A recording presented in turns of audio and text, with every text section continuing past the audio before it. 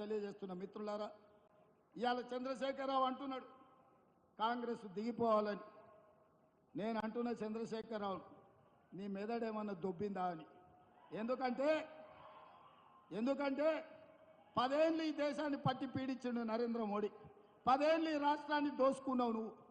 ఈ దేశాన్ని పట్టి పీడించి ఆనాడు సోనియమ్మ తెలంగాణ రాష్ట్రంతో పాటు మీ ఖమ్మం జిల్లాలో బయ్యారంలో ఉక్కు కర్మాగారం ఇచ్చింది, వరంగల్ జిల్లాలో రైల్వే కోచ్ ఫ్యాక్టరీ ఇచ్చింది, రంగారెడ్డి జిల్లాలో ITIR కారిడార్ ఇచ్చింది, ఆదిలాబాద్ జిల్లాకు గిరిజన యూనివర్సిటీ ఇచ్చింది, నల్గొండ జిల్లాకు ఐఐటి ఇచ్చింది, మెదక్ జిల్లాకు IIM ఇచ్చింది, మహబూబ్ నగర్ జిల్లాకు పాలమూరు రంగారెడ్డి ఎత్తిపోతల ప్రాజెక్టును ఇచ్చింది.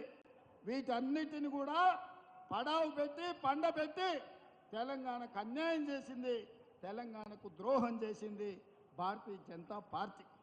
మరి అట్లాంటి భారతీయ జనతా పార్టీ ఇవాళ ఎన్నికల్లో ఓట్లు అడుగుతున్నది. ఇదే కాదు, మన పార్లమెంటు బడ్జెట్ సమావేశాల సందర్భంగా నరేంద్ర మోడీ గారు తెలంగాణను అవమానించిండు. తెలంగాణ రాష్ట్ర ఏర్పాటు ప్రక్రియ తలుపులు మూసి కాంగ్రెస్ చేసింది. సోనియమ్మ తల్లిని చంపి బిడ్డను బతికించింది, తెలంగాణ రాష్ట్రం ఇచ్చిందని. నేను బీజేపీ నాయకులను అడుగుతున్నా, మీకేమైనా సిగ్గుందా మళ్ళీ మా తెలంగాణకు వచ్చి సీట్లు అడగడానికి, ఓట్లు అడగడానికి? తెలంగాణ ఏమి ఇవ్వకపోను ఇవాళ తెలంగాణను అవమానించుకుంటూ మాట్లాడింది. అందుకే మిత్రులారా, ఇవాళ ఈడొకటి ఉన్నది, రగన్నా తీసుకో, అదే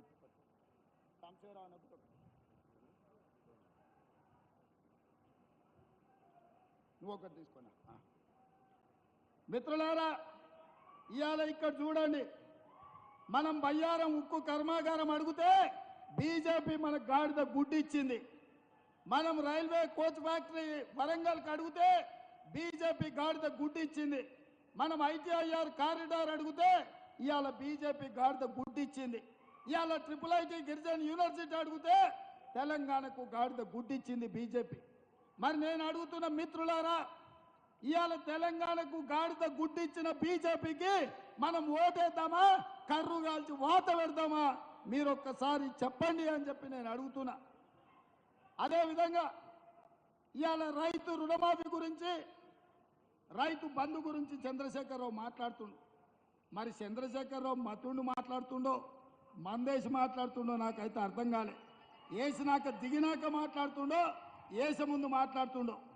రైతు బంధు పథకం వేస్తలేరని ఓ సన్నాసోడా, సోయలేనోడా, చవట, దద్దమ్మ, దిక్కుమాలినోడా, దివానగా నువ్వు దిగిపోయినాడు మా భట్టి విక్రమార్క గారి చేతిలో 7 లక్షల కోట్ల రూపాయల అప్పుతోని దివాలా తీసిన సంసారం మొత్తం దివాలా తీసి నెత్తి మీద 7 లక్షల అప్పు పెట్టినావు. ఆయన గట్టోడు కాబట్టి బట్టి ఎట్లో గట్ల తట్టుకొని ప్రతి నెల 1వ తారీఖు నాడు జీతాలు ఇస్తున్నాడు, పెన్షన్లు ఇస్తున్నాడు.